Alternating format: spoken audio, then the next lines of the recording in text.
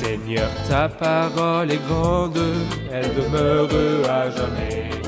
Ta parole est infaillible, rien ne peut la supprimer. Bienvenue à vous, chers spectateurs, et à tous les spectateurs du monde entier dans un nouvel épisode de l'émission d'études quotidiennes Toute la Bible. Dans le chapitre précédent que nous avons étudié lors du dernier épisode, Job parlait de l'endroit dans lequel se trouvent l'argent, l'or et les pierres précieuses, c'est-à-dire au fond de la terre. Mais d'où vient la sagesse? Elle ne vient pas de l'endroit d'où sont extraits l'argent et l'or. Mais la sagesse vient de Dieu. Si vous voulez être sage, demandez à Dieu, et c'est lui qui détient la sagesse divine qui vient d'en haut, de chez Dieu, et qui vous montre le chemin du ciel, non par l'argent ni par l'or, mais par l'acceptation du Christ comme sauveur personnel. Permettez-moi en début d'épisode de souhaiter la bienvenue à mes invités qui me font l'honneur d'être dans le studio. Dr Fayez Fouad, bienvenue. Merci. Dr Adel Habib, Merci bienvenue. beaucoup. Nous souhaitons également la bienvenue au public qui nous accompagne. Nous avons l'habitude de lire tous les lundis certains messages des spectateurs que nous avons reçus. Il y a quelque temps, nous avons posé une question sur notre page Facebook Toute la Bible et avons demandé l'avis des gens sur le livre de Job. Nous avons reçu beaucoup d'avis, nous en avons lu quelques-uns lundi dernier, mais il y en a d'autres que nous allons lire aujourd'hui. Nora Salib dit « La douleur n'est pas une preuve que le croyant est dans l'erreur ». Shehata Atta dit « L'enseignement divin peut nécessiter de la douleur ». Vivo Hana dit « Le Dieu des compensations est le juste Job ». Shenouda Herméa dit « Le juste Job est le Dieu incompréhensible ». Bien que Job soit juste, Dieu est incompréhensible de ce qu'il fait avec Job. Karm Salah dit « Le Rédempteur réconciliateur, les souffrances et les gloires qui s'ensuivent ». Samuel Shehata dit « Les pires plans que Satan prépare pour les enfants de Dieu sont les outils les plus puissants dans la main de notre puissant Seigneur pour purifier ses enfants de ce qui les empêche de jouir profondément de lui.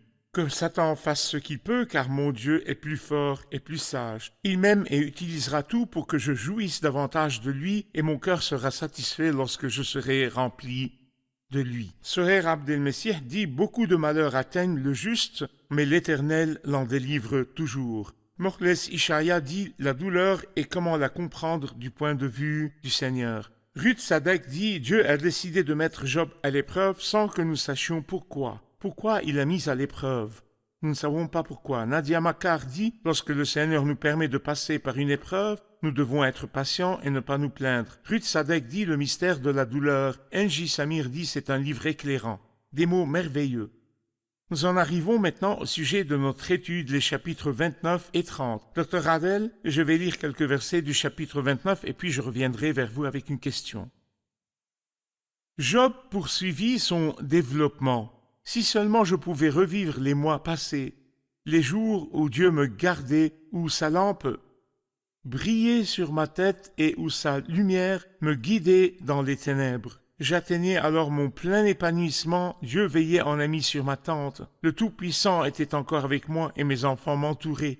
Mes pieds baignaient dans la crème et un rocher déversait près de moi des torrents d'huile. Quand je sortais pour aller à la porte de la ville, et me faisait préparer un siège sur la place, les jeunes gens se retiraient à mon approche, les vieillards se levaient et restaient debout. Les chefs arrêtaient leur discours et mettaient la main sur leur bouche. La voix des princes s'estompait et leur langue restait attachée à leur palais.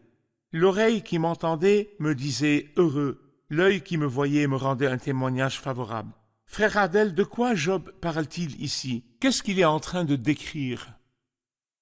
Dans ces versets, Job se souvient des jours passés avant les nombreuses épreuves qui l'ont frappé.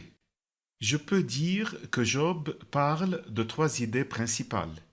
Dans les versets que nous avons lus de 1 à 4, il évoque les jours avant les épreuves lorsqu'il jouissait de la faveur du Seigneur. Dans les versets 5 et 6, il parle de son immense richesse. Dans les versets 7 à 12, il parle de l'honneur dont il jouissait aux yeux de tous les gens de la ville parmi lesquels il vivait. Jetons un coup d'œil rapide sur quelques versets. Quand il parle de la faveur du Seigneur, il dit au verset 3 « Où sa lampe brillait sur ma tête et où sa lumière me guidait dans les ténèbres. Puis il dit à la fin du verset 4, Dieu veillait en ami sur ma tente, comme s'il disait, j'ai bénéficié de la faveur du Seigneur dans le passé, mais maintenant le Seigneur m'a abandonné. Je lui dirai, Job, tu es pauvre, car le Seigneur ne t'a pas abandonné. Le Seigneur lui dira, une femme oublie-t-elle l'enfant qu'elle allait? N'a-t-elle pas compassion du fils qui est sorti de son ventre, même si elle l'oubliait? Moi je ne t'oublierai jamais. Les versets suivants, à partir du verset 5, parlent de l'état de richesse dans lequel il vivait. Le Tout-Puissant était encore avec moi, et mes enfants m'entouraient. Bien sûr, il imagine ou se souvient les jours où ses 10 enfants étaient autour de lui, lorsqu'il jouissait d'une grande famille. Il exprime ensuite sa richesse en disant « Mes pieds baignaient dans la crème et un rocher déversait près de moi des torrents d'huile. » Il s'agit de mots au sens figuré qui expriment la grande richesse dont jouissait Job. À partir du verset 7, les versets montrent que Job avait beaucoup d'honneur et de prestige aux yeux de tous les gens de la ville, qu'ils soient des jeunes gens ou des vieux. Il dit au verset 7, « Quand je sortais pour aller à la porte de la ville. » Quelle est cette porte? La porte où l'arène dont il parlera plus tard est le lieu où se déroulait le jugement. La place des La juges. place des juges. Même la Bible mentionne l'expression « ceux qui sont assis à la porte ». Job, vu qu'il était apprécié et honoré, siégeait dans cette séance, dans laquelle il tranchait les litiges et les problèmes. Il dit ensuite au verset 8 « Les jeunes gens se retiraient à mon approche », ce qui indique son honneur. Donc quand il traversait la route, les jeunes gens se retiraient pour montrer leur respect à Job. En ce qui concerne les vieillards se levaient et restaient debout. Le Seigneur lui avait accordé une merveilleuse façon de parler, et ses paroles avaient de la valeur. C'était un bon conseiller, et son opinion était appréciée.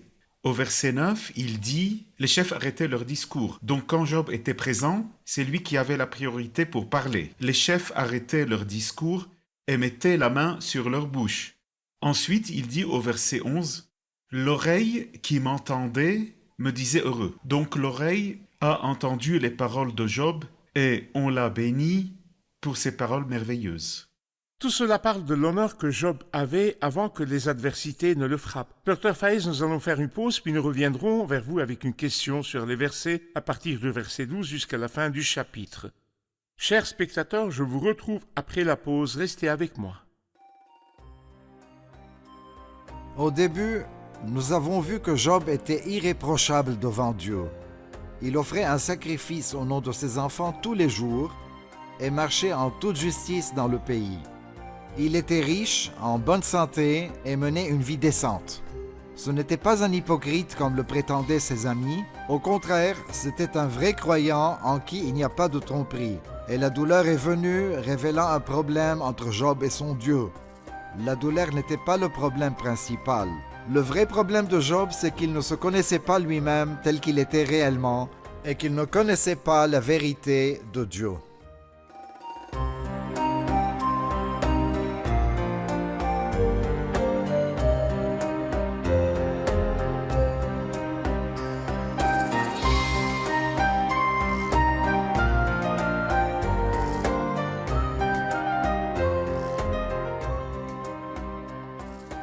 Nous sommes de retour, chers spectateurs, pour poursuivre notre étude du chapitre 29 du livre de Job. Dr Fayez, nous avons appris dans les versets 1 à 12 que Job parlait de son honneur. De quoi nous parlent les versets suivants, de 12 à la fin du chapitre? En fait, ce chapitre me permet de comprendre pourquoi le Seigneur a permis à Job de subir cette série d'épreuves amères. Il est clair que les racines d'auto-justification ont pénétré le fort intérieur de Job et qu'il était tellement fier de lui-même. Il est clair que tout ce qu'il a dit tout au long des chapitres précédents cachait le fait qu'il avait un esprit qui n'était pas brisé et un cœur fier. Comme s'il disait dans le langage du Nouveau Testament, si quelqu'un croit pouvoir se confier dans ses œuvres, et si quelqu'un croit pouvoir se confier dans sa condition, je le peux plus encore. C'est pourquoi dans ce chapitre, il utilise plus de 100 fois le pronom de la première personne, je et moi. C'est comme ça que nous comprenons que l'autojustification était profondément enracinée en lui et nous comprenons la raison pour laquelle le Seigneur a permis ces épreuves. Car il y avait quelque chose qu'il voulait soigner en lui. À partir du verset 12, il parle de ses œuvres. Et il faisait vraiment ce qu'il disait. Il ne mentionnait pas quelque chose qu'il ne faisait pas. Quel est donc le problème? Le problème, c'est qu'il s'est appuyé sur ses œuvres. Le problème, c'est qu'il pensait que ses œuvres le justifieraient devant Dieu. Mais la question n'est pas que tu te justifies devant Dieu par tes œuvres. Il s'agit de s'appuyer sur la justice divine par laquelle Dieu te justifie. Mais en réalité, c'est un discours que j'admire personnellement. Il dit, c'est que je délivrai le malheureux qui appelait à l'aide et l'orphelin que personne ne secourait. Le mourant me bénissait, je remplissais de joie le cœur de la veuve, je me revêtais de la justice. Elle était pour moi un habit, mon manteau et mon turban, c'était mon respect du droit. Et encore, il lui a été donné de s'habiller d'un fin lin éclatant pur. Ce sont les œuvres justes de Job. Je suis vêtu de mes œuvres de justice, comme mon manteau et mon turban. J'étais les yeux de l'aveugle et les pieds du boiteux. J'étais un père pour les pauvres, j'examinais la cause d'un inconnu. Je brisais les mâchoires de l'homme injuste et j'arrachais la proie de ses dents. J'étais responsable de tous les aveugles et j'étais responsable de tous les boiteux. J'étais responsable de tous les pauvres. J'étais juste envers Chaque tout le fois monde. que j'entendais parler d'un opprimé, je lui rétablissais ses droits, même s'il ne me le demandait pas. Je brisais les mâchoires de l'homme injuste. Je m'attendais à ce que le Seigneur me donne une longue vie et que ma vie se termine dignement dans ma maison, après avoir vécu de nombreux jours comme le sable sur la plage, et que ma gloire soit sans cesse nouvelle, c'est-à-dire que ma gloire se renouvelle jour après jour et que ma force se renouvelle jour après jour. Surtout que les gens attendaient mon discours. Tous les gens attendaient mon conseil. Après mes discours, personne ne répliquait. C'est donc moi qui ai le dernier mot. Personne n'oserait parler après mes paroles. Et mes propos étaient aussi bienfaisants que la rosée pour eux. Ils comptaient sur moi comme sur la pluie. Ils buvaient mes paroles comme les dernières pluies. Je leur souriais. Et ils n'osaient pas y croire. C'est-à-dire que si je souriais, ils n'en croyaient pas leurs yeux. Ils attendaient rien que pour voir un sourire de mon visage. Rien ne pouvait altérer le rayonnement de mon visage. Quand je venais à eux, personne ne pouvait froncer les sourcils parce que j'étais venu. Je choisissais le chemin à suivre, je choisissais mon chemin. Et je m'asseyais à leur tête, c'est-à-dire que je pouvais entrer pendant qu'ils étaient réunis. n'avaient pas Et besoin que j'allais quelqu'un directement l'invite. m'asseoir à la place du chef. Je choisissais le chemin à suivre pour eux et je m'asseyais à leur tête. Je restais là comme un roi au milieu de sa troupe, comme un consolateur auprès des personnes endeuillées. Je m'asseyais parmi les personnes en deuil, comme un roi qui réconforte. C'est impressionnant, quelle beauté! En effet, le Saint-Esprit dit qu'il faisait tout cela. En réalité, le problème était qu'il s'appuyait sur ses œuvres. Alors que la question principale de l'homme est ce qu'il est en lui-même et non ce que sont ses œuvres. Bien que cela soit aussi une question, cet homme fait de bonnes œuvres mais il a un problème, ce qu'il est en lui-même. Le Seigneur avait besoin de lui apprendre que le bien n'habite pas en moi, c'est-à-dire dans ma chair. Le problème est que tu es l'un des descendants déchus d'Adam. Tu dois te réfugier dans la grâce de Dieu et dans la justice divine. C'est pour résoudre ce problème que le Seigneur a fait tout cela. Je crois que le chapitre 29 confirme les paroles de Dieu lorsqu'il a témoigné de lui au début devant Satan. Mon serviteur Job, Oui, un homme intègre et droit, il craint Dieu et se mal. détourne du mal. Du mal. Et la preuve en est que tout ce à quoi Oui. il est confronté ici accomplit effectivement les paroles de Dieu, mais il élargit le fossé. Et bien tant qu'il est intègre et droit et qu'il a tous ses bons attributs, pourquoi lui as-tu permis cette douleur? C'est ce que nous apprendrons tout à l'heure au cours de notre étude. Une question du public.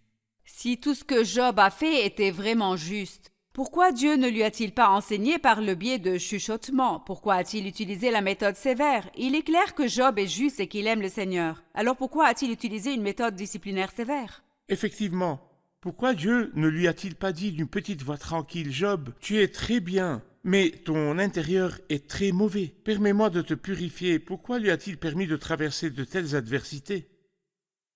Il y a des croyants à qui la petite voix convient. Par exemple, quand Élie était en plein désespoir, ça n'aurait pas marché si le Seigneur lui avait parlé durement. Il lui a parlé non par un tremblement de terre, mais par une petite voix tranquille. Mais pour ce qui est de Job, c'était la seule méthode que le Seigneur pouvait utiliser pour l'amener à un état d'humilité et de désarroi. Le Seigneur traite chaque croyant d'une manière différente et il est assez sage pour se comporter avec chacun de la manière qui lui convient. Nous comprenons également des paroles de Job au verset 14 lorsqu'il dit « Je me revêtais de la justice. Elle était pour moi un habit, mon manteau et mon turban. C'était mon respect du droit que Job considérait toutes ses actions justes comme un vêtement serré auquel Job s'accrochait. Il a déjà dit à Dieu, mon pied s'est attaché à ses pas, et je suis agrippé à ma justice et je ne la lâcherai pas. Vous voulez me dépouiller de ma justice? Il est donc arrivé à un stade où la petite voix tranquille lui était inutile, parce que le vêtement de la justice était collé à lui, il s'y accrochait et s'y fiait et ne voulait pas le lâcher. Si vous venez le dépouiller, il ne l'abandonnera pas facilement. Il s'y accroche fermement et le considère comme sa raison de vivre. Dans un tel cas, ce n'est pas une petite voix qu'il faut entendre, c'est Une une secousse. secousse. Ainsi Dieu, à travers les coups et les adversités successives qu'il a permis à Job de traverser, lui a enlevé le vêtement dont il était vêtu pour lui dire « Voici, tu es nu et tu as besoin d'une autre justice qui n'est pas ta propre justice. » Frère Adèle, au chapitre 30, versets 1 à 15, il y a quelques idées que j'aimerais que vous commentiez. Et maintenant, je suis un objet de moquerie pour de plus jeunes que moi, pour ceux dont je méprisais trop les pères pour les mettre parmi les chiens de mon troupeau. Mais à quoi me servirait la force de leurs mains? Ils n'ont pas la moindre vigueur, desséchés par la privation et la faim, ils rongent les endroits arides depuis longtemps dévastés et déserts. Ils arrachent des herbes sauvages à côté des buissons et se nourrissent de la racine des genêts. On les chasse du milieu des hommes, on crie après eux comme après un voleur.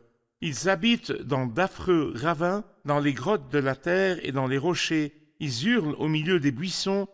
Ils s'entassent près des broussailles. Espèces de fous sans identité, on les chassés du pays. J'aimerais que vous commentiez ces paroles. Que veut-il dire ici, frère Adèle?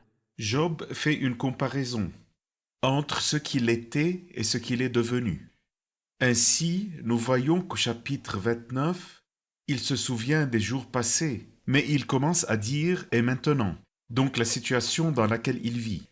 Il compare la façon dont il avait l'habitude de jouir d'un grand honneur, que partout où il passait, les jeunes se retiraient et les personnes âgées se tenaient debout dans le respect, mais les choses ont changé à 180 degrés. Alors il dit « et maintenant ?» Je suis un objet de moquerie pour de plus jeunes que moi.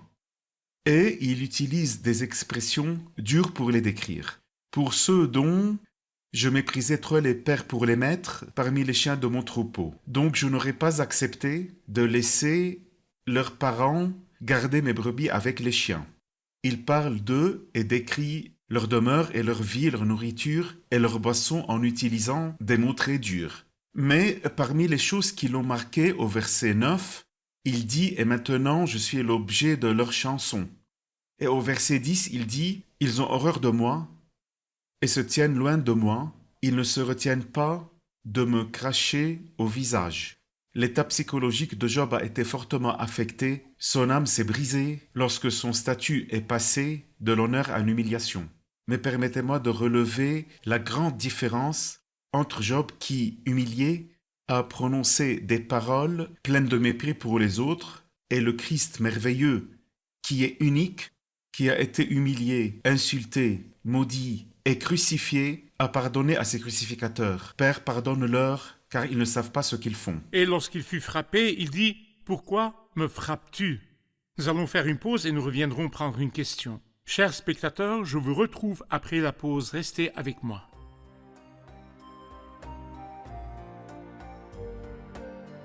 Bien sûr, il s'agit d'une étude approfondie que je n'avais jamais entendue auparavant et elle est présentée d'une excellente manière sous forme de questions et réponses, ce qui permet de mémoriser plutôt que d'avoir l'étude présentée sous la forme d'une narration continue.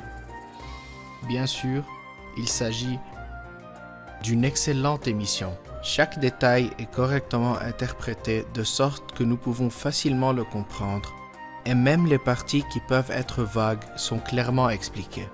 Pour moi, toute la Bible est une émission qui explique les parties de la Bible que je ne peux pas comprendre par moi-même. En même temps, elle m'encourage à étudier ces parties difficiles que j'aurais tendance à sauter, parce que ces parties sont clairement expliquées dans toute la Bible. C'est une étude adéquate. En ce qui me concerne, lorsque j'étudie la Bible à la maison, s'il y a quelque chose que je n'arrive pas à comprendre, je me connecte sur le site toutelabible.net et cela m'aide beaucoup. Toute la Bible est une émission très bénéfique pour nous. car même si nous lisons la Bible et écoutons les interprétations et méditons sur ce que nous avons lu, cette émission nous rafraîchit la mémoire et interprète avec précision chaque partie de la Bible.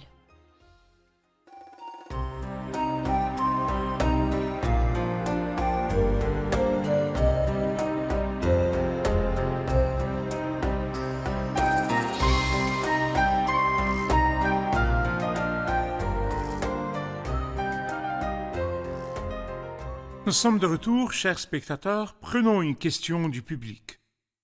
D'après ce que nous avons compris de ce livre, Job était un homme vraiment bien et que tout le monde appréciait et respectait. Mais après que Dieu l'ait frappé de toutes ces épreuves, il dit « Et maintenant, je suis un objet de moquerie pour de plus jeunes que moi. » Et ils commencèrent à le mépriser. Pourquoi le Seigneur l'a-t-il traité de la sorte, alors qu'il aurait pu obtenir un résultat contraire? Si Job était intègre et droit et que ce sont les circonstances qui l'ont poussé à prononcer ces mots et à apparaître sous cette image, il est mauvais qu'il apparaisse ainsi devant nous. Moïse a dit au peuple, il t'a humilié, il t'a fait connaître la faim et il t'a nourri de la manne pour te révéler ce qu'il y a dans ton cœur. Le Seigneur sait ce qu'il y a dans ton cœur et il veut que tu saches ce qu'il y a dans ton cœur. Et je pense que le Seigneur a permis tout cela à Job pour que Job mette son cœur à nu et qu'il attribue au Seigneur des qualificatifs durs pour que le Seigneur lui révèle ce qu'est vraiment son cœur et tout ce qu'il y a en lui pour que Job sache qu'il y a des problèmes à résoudre et que ses œuvres ne suffisent pas à dissimuler tout ce qu'il a dans son cœur, ni à le couvrir. Le problème est beaucoup plus profond que ça. Donc le Seigneur a pressé le cœur de Job afin de révéler ce qu'il y a en lui alors qu'il était l'homme le plus juste de la terre. Quelle aurait été la situation si la même chose nous était arrivée? Dr Fayez, j'aimerais que vous commentiez les versets de 16 à la fin du chapitre. C'est-à-dire, dans ces versets, Job se lamente et il se plaint de Dieu. Et il lui dit « C'est trop pour moi ». N'est-ce pas assez ce que le peuple m'a fait? C'est ce qu'il dit dans la première partie du chapitre. Les gens m'ont fait tout cela, ils me méprisent, se moquent de moi et me crachent au visage. Les gens sans valeur m'insultent maintenant.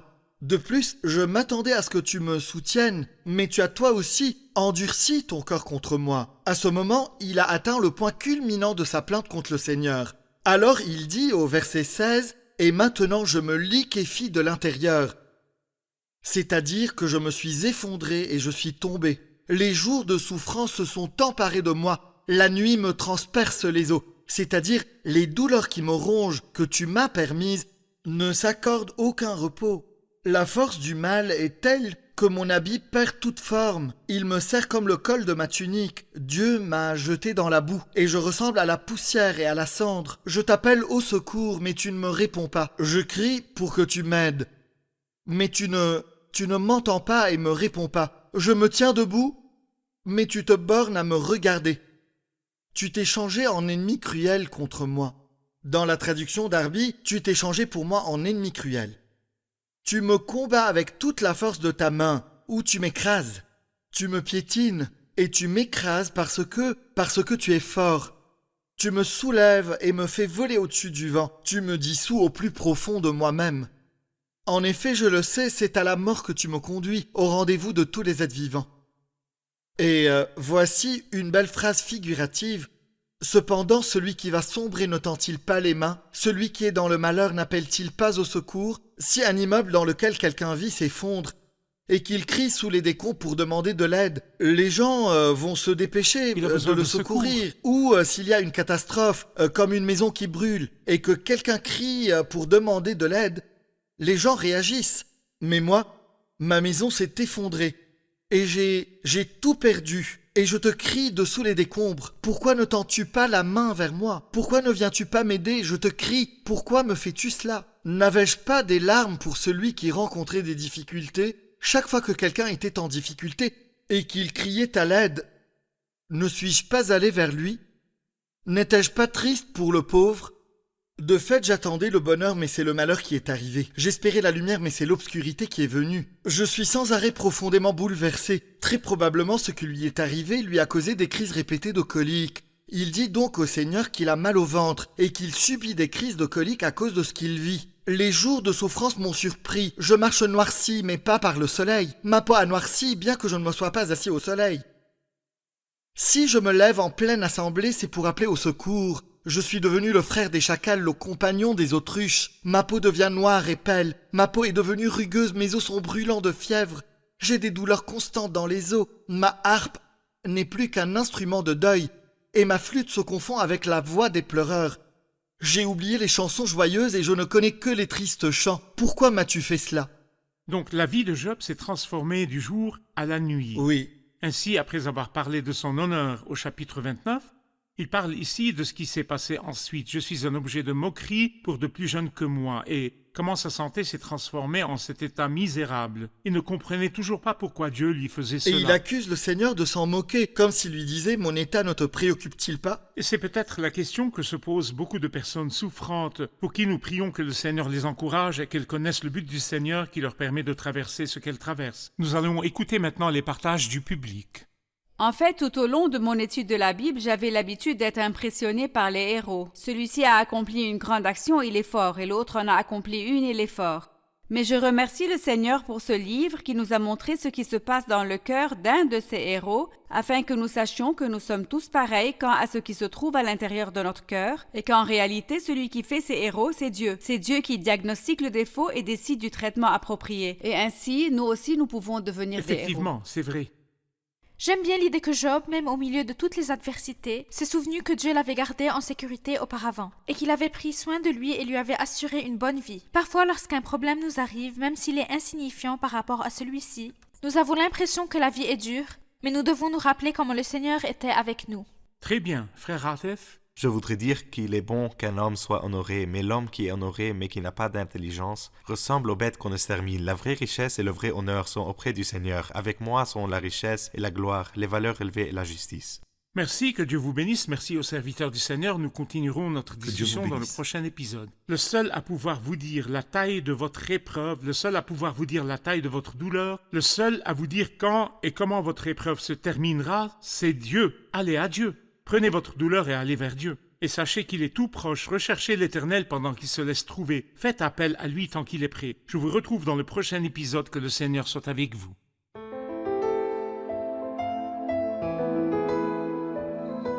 Seigneur, ta parole est grande, elle demeure à jamais. Ta parole est infaillible, rien ne peut la supprimer.